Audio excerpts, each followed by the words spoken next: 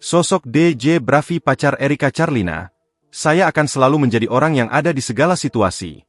DJ Bravi mengunggah foto sang kekasih, Erika Charlina, dengan latar belakang hitam putih di Instagram story-nya. Dalam keterangan unggahannya, Bravi memberikan semangat untuk Erika.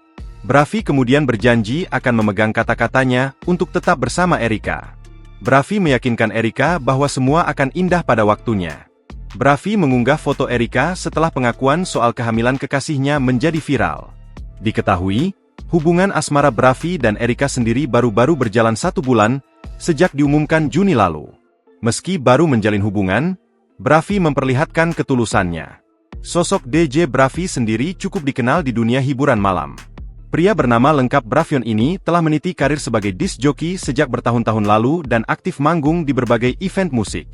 Lahir pada 10 Desember 1988, DJ Bravi kini berusia 37 tahun dan memiliki latar belakang pendidikan sarjana desain komunikasi visual.